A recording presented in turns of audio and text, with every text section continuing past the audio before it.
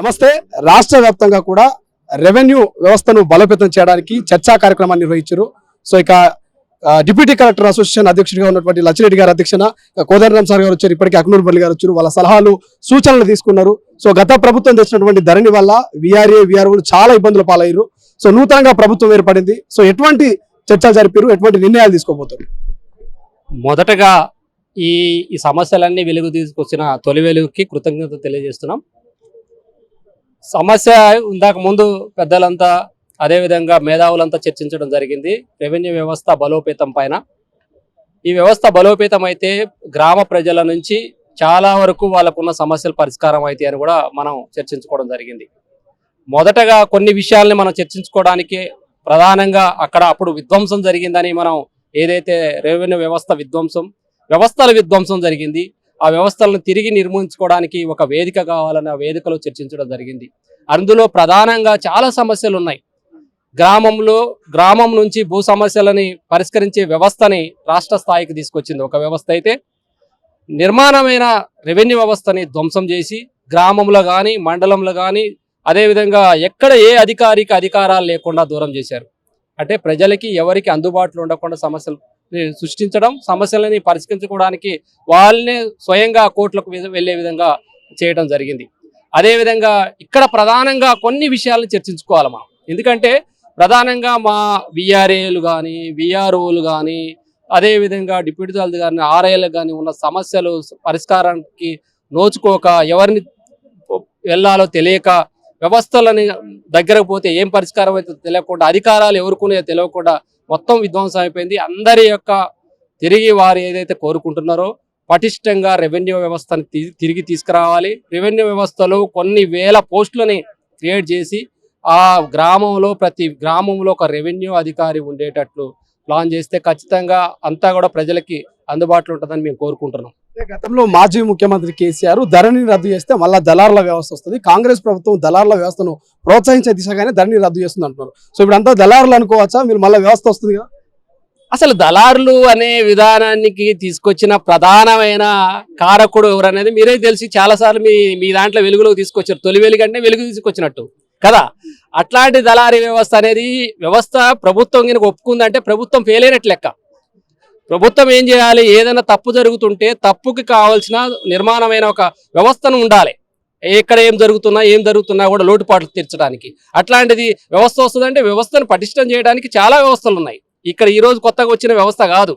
కాబట్టి పక్కన రాష్ట్రంలో సేమ్ వ్యవస్థ ఉన్నప్పుడు అక్కడ లేని వ్యవస్థ ఇక్కడ ఎందుకు వస్తుంది అంటే మనమే క్రియేట్ చేస్తున్నాం అంతే తప్ప ఏం లేదు. నిజంగా ధరణితో ఎవరికి లాభం జరిగిందంటే ఏం చెప్తారు? మీరు ప్రజలతో మమేకమయ్యే వ్యక్తులు ఏం చెప్తారు?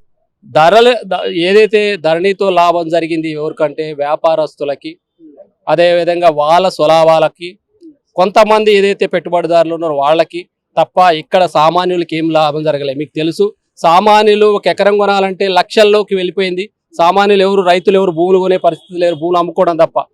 అట్లాంటిది ఇదేదో రైతులకు బాగవుతుంది అని చెప్తున్నారు తప్ప ఇది కావాల్సిన ఒక రైతు అక్కడికి వస్తే పరిష్కరించే వ్యవస్థ లేనప్పుడు, ఒక సమస్య పరిష్కారం కానప్పుడు అది ఉంటే ఉండకపోతే అలాంటి వ్యవస్థ ఇప్పుడు ఉన్నది అనేది మనం అందరికీ తెలుసు. మీరు కూడా చాలాసార్లు సందర్భాల్లో కూడా చూపించినారు. ఏం చెప్తారండి దీంతో పాటుగా? ఈ ధరణి పోతే కొత్తగా కాంగ్రెస్ ప్రభుత్వం పోర్టల్ తీసుకొస్తుంది, భూమాత అన్నట్టు పోర్టల్ అంటారు. ఈ భూమాత అనేది ధరణి లెక్క ఉంటుందా లేకపోతే కొత్తగా డిఫరెంట్ గా ఉండే అవకాశం ఉంటుందా?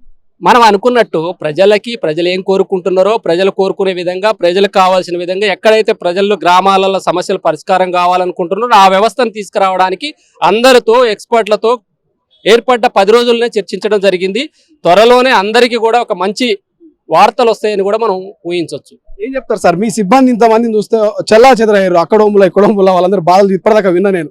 సో ఏమనిపిస్తుంది ఈ 10 ఏళ్ల పాటు ఈ పరిపాలన కావచ్చు, ఈ సిబ్బందుల గోస ఎట్లా ఉంది? అంటే ఈ వ్యవస్థలో కొంతమంది దాన్ని నష్టం చేయడానికి వస్తారు, వ్యవస్థను విధ్వంసం చేశారు. గతంలో కూడా జరిగింది. ఇవన్నీ మేము ఎదుర్కొనే ఉన్నాం. తిరిగి మళ్ళా అదే వస్తుందని మాకు ప్రభుత్వం ఏర్పడ్డ ఫస్ట్ రోజే సంతోషం ఏర్పడ్డది. అందరూ సంబరాలు చేసుకున్నాం. అదేవిధంగా తిరిగి మేము కూడా వెళ్తాం అనేది ప్రతి ఒక్కళ్ళల్లో కళ్ళల్లో కనిపిస్తుంది. అది ఏం చెప్తారు? అక్నూరి మురళి, కోదండరాం లాంటి వాళ్ళు వీళ్ళంతా కూడా చర్చలో పాల్గొన్నారు. వాళ్ళ సలహాలు సూచనలు ప్రభుత్వం వరకు చేరవేసే అవకాశం ఉందా? 100కి 100%. ఎందుకంటే ప్రభుత్వం దిగిపోవడానికి కావచ్చు, ప్రభుత్వం తీసుకురావడానికి కావచ్చు, వారి యొక్క పాత్ర ఉన్నదనేది మీ అందరికీ తెలిసిన విషయమే. ఖచ్చితంగా ఈ ప్రభుత్వం వారి యొక్క సలహాలు సూచనలు ఖచ్చితంగా తీసుకుంటుందని మేము నమ్ముతున్నాం. సో నమ్మకం ఉందా రేవంత్ రెడ్డి గారి మీద ఖచ్చితంగా మీ ఉద్యోగులకు కావచ్చు తెలంగాణ ప్రజలకు ఆయన న్యాయం చేస్తారనేది?